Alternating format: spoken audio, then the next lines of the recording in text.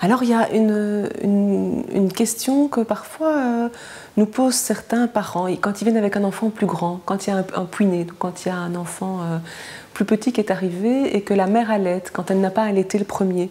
Hein, il peut y avoir des circonstances de naissance ou dans les premières semaines de vie de l'enfant qui font que l'allaitement doit être brutalement arrêté. Hein, la mère peut se trouver malade ou le bébé peut être malade aussi, avoir une infection qui nécessite une hospitalisation et qui fait qu'il y a un sevrage brutal alors que l'allaitement était mis en place ou démarré et que ça se passait bien. Et donc souvent, il y a une grande nostalgie par rapport à cet allaitement qui n'a pas pu se poursuivre.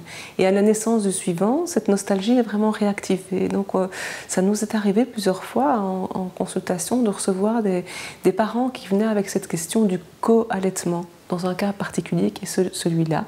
Ayant le bébé au sein, est-ce qu'il est envisageable de mettre le grand, qui a été privé du sein précocement, finalement, de pouvoir y revenir ?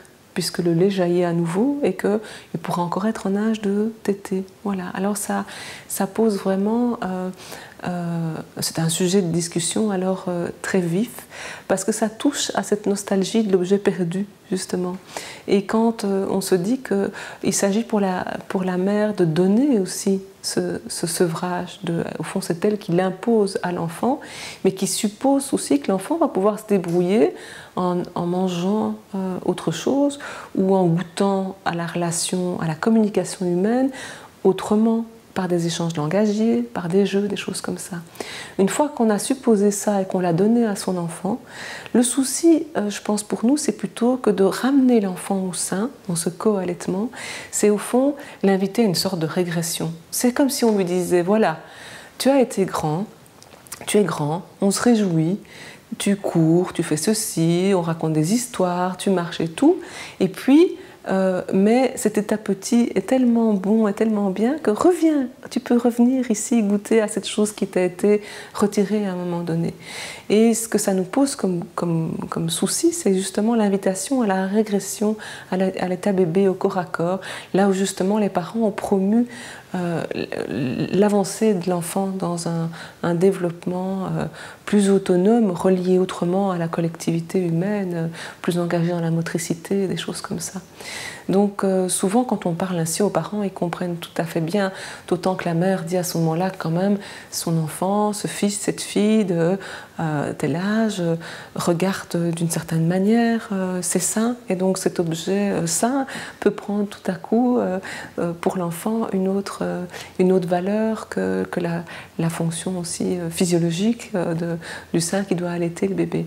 Alors quand on parle de ça avec eux, ils trouvent finalement les mots assez facilement pour expliquer à leur enfant plus grand que c'était un très bon moment, que maman souhaitait l'allaiter, qu'il a pu y goûter, mais qu'il a, voilà, par malchance, eu cette maladie, il a dû être hospitalisé, c'est l'occasion de lui raconter l'histoire aussi.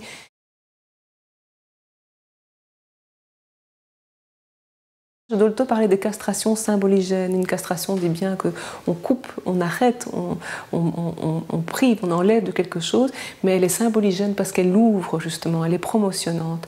Et elle pourra être vécue de manière promotionnante pour l'enfant quand aussi ça éveille de la fierté dans le chef des parents qui sont appelés à passer à une autre étape dans leur relation éducative avec l'enfant. Hein, c'est les premières fois. La première mise au sein, la fois où on arrête de mettre au sein, la première rentrée à la crèche, le premier tour à vélo, la première longueur de piscine que l'enfant a pu faire sans l'aide de son parent. Donc ces premières fois, quand elles ont eu lieu, c'est vraiment difficile de revenir en arrière. Ça, j'insiste là-dessus parce que les parents comprennent tout à fait ça. C'est plutôt eux qui sont dans la nostalgie. Mais alors à ce moment-là, on peut symboliser aussi la perte qui a été subie et la tristesse et la désolation, que ça n'ait pas pu être autrement. Mais ça a été comme ça. Et le fil de l'histoire, on est plus loin dans l'histoire. Mais ça permet parfois de reprendre des événements traumatiques quand il y a eu maladie de la maman, maladie du bébé, qui ont fait qu'on a dû être dans un sevrage, une rupture très précoce. On peut remailler cette rupture à partir de l'histoire, la narration, le récit qui en est fait à l'occasion de la naissance de l'enfant suivant. Et ce message est adressé à l'enfant aîné, parce que ça fait partie de son histoire et qu'il est peut-être plus à même à ce moment-là d'en saisir la portée.